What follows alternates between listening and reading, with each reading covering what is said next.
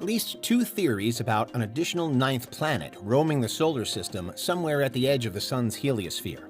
The first, Planet 9, is proposed by scientists to explain certain eccentricities and abnormalities in the orbits of the outer planets and the many trans-Neptunian objects. The second, Planet X, or Nibiru, is a conspiracy theory that says that this ninth planet is going to crash into Earth and destroy us. Various dates have been given for this cataclysm, but not only have none of them come to fruition, we also have no evidence that a large planet is hurling toward us in the first place.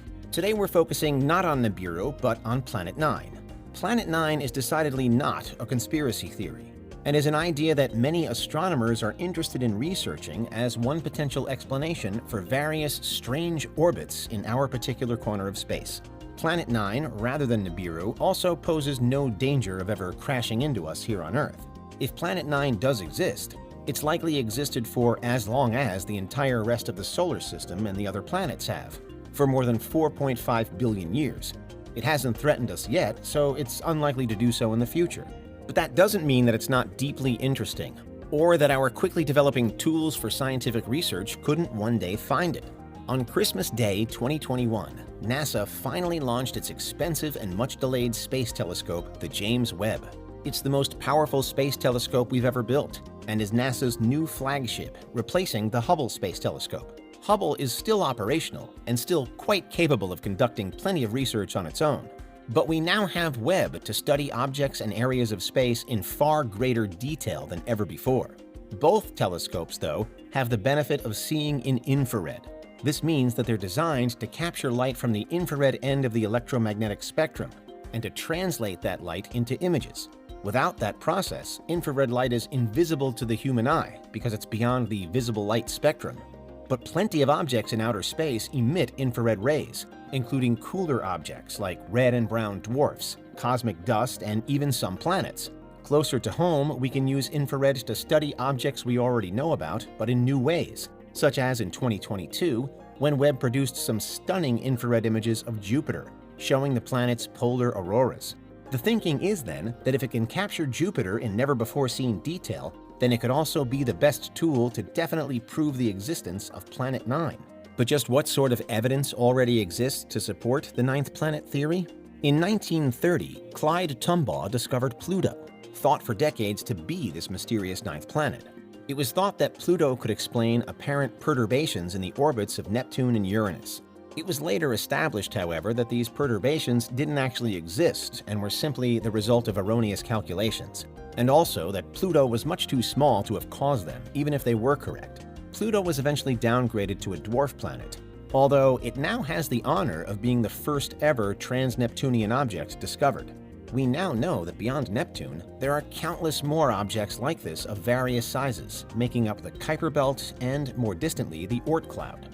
For today's astronomers, however, it's these objects in the Kuiper Belt, with their warped and erratic orbital patterns, that are so intriguing. A dwarf planet like Eris, which actually has more mass than Pluto, is one of them.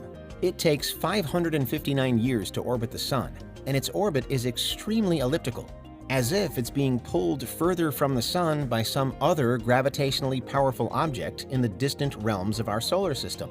Planet 9, perhaps. There's also the dwarf planet Sedna. So far away, it can take as long as 5 days for light to reach it from the Sun. Sedna takes over 11,400 years to complete one orbit. And again, its orbit is extremely elliptical, as if it's being pulled away in one direction. Sedna's orbit ranges from 76 astronomical units from the Sun, meaning 76 times the distance from Earth to the Sun, to a whopping 937. So it's theorized that there's something out there causing these objects to have such unusual orbits, and that Planet 9 could be that thing. To accomplish this, it's been calculated that Planet 9 would need to be between 5 and 10 times more massive than Earth is. This is still relatively small considering that Jupiter is more than 300 times more massive than Earth. This means that Planet 9, if it is there, would be a super-Earth. And super-Earths, despite seeming strange to us here in the solar system, are actually extremely common elsewhere. It wouldn't be weird at all for our solar system to have a super-Earth then. However, its projected size and distance would make it very difficult for us to find. It would be smaller than all of the ice and gas giants that we know about. perhaps half as massive as Neptune, making it far from easy to just discover. We also have to examine the entire night sky in a wide circle to try and find it wherever it may be in its orbit.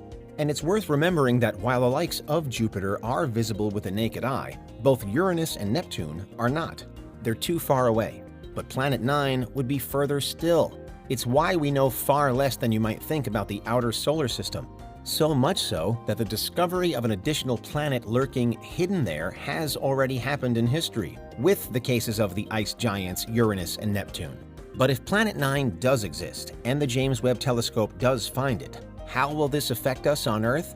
It would be a landmark moment in science if our cutting-edge technology were able to find a planet so far away, proving without a doubt that astronomy is worth every penny spent on it. If it's an ice giant like Neptune and Uranus, it'll be interesting to study.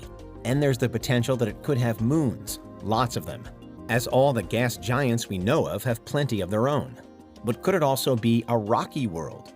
Regardless, and unfortunately, its extreme distance from the Sun means that it would be so cold it may as well not be orbiting a star at all, rendering it almost completely uninhabitable. Neptune's rocky moon Triton has surface temperatures of around -390 degrees Fahrenheit, making it nearly as cold as outer space itself, and pushing it pretty near absolute zero. Tidal warming inside a celestial body can generate heat, but likely not to the level that such a planet or any of its moons could be warm enough to live on. Still, we have built structures that can withstand the cold of outer space, so we could feasibly build something on Planet 9 or a rocky moon of it, if we were to work out how to get there. While it's extremely far away, such an outpost would be useful both from a scientific point of view and from an interstellar perspective. In a far-off time, Planet 9 could be a final rest stop for future humans on their way beyond the solar system. It would also be an interesting base from which to study the enigmatic Kuiper Belt in full, and even the Oort cloud. There are still, though, other explanations for what could be affecting the orbits of Eris, Sedna, and others. It's a little more accepted that the perturbations and discrepancies this far out could all be due to the collective gravity of the many trans-Neptunian objects, asteroids, and comets, rather than one single entity. Since previous infrared studies have so far been unable to find Planet 9, and other studies have directly disputed its existence, the collective gravity explanation is perhaps currently more viable. But then again, no single mission has ever had the potential to rewrite the story quite like the James Webb Space Telescope does. If Planet 9 is really out there, then this is a machine that's more than capable of finding it, and perhaps someday soon. And that's why Webb could find Planet 9.